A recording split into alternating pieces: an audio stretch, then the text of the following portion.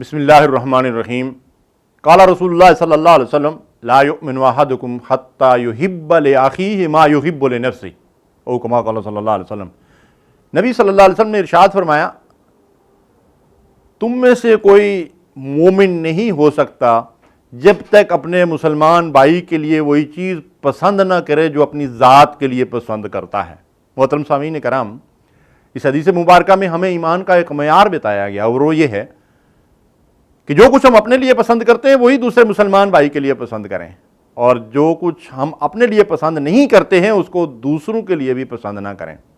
کیا ہم میں سے کوئی پسند کرتا ہے کہ ہمیں کوئی گالی دے، کوئی ہماری غیبت کرے، کوئی ہمارے خلاف کوئی غلط افواہ پھیلائے، کوئی ہم پر جھوٹا الزام لگائے، اور کوئی ہمیں برا بھلا کہے، کوئی ہمیں ماں باپ کی گالی دے؟ تو یہ معاملہ ہم کسی اور کے ساتھ بھی نہ کریں۔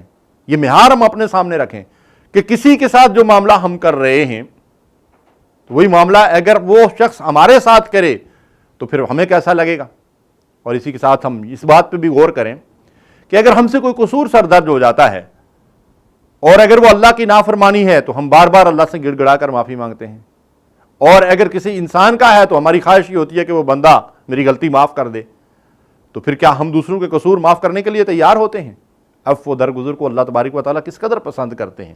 اس لیے اس معیار کو ہمیشہ اپنے سامنے رکھیں کہ اللہ کے نبی صلی اللہ علیہ وسلم کا یہ فرمان ہے کہ تم ایمان حقیقی کے درجے کو نہیں پہنچ سکتے جب تک تم اپنے بھائی کے لیے وہی چیز پسند نہ کرو جو اپنی ذات کے لیے پسند کرتے ہو۔ وصلی اللہ علی نبینا محمد۔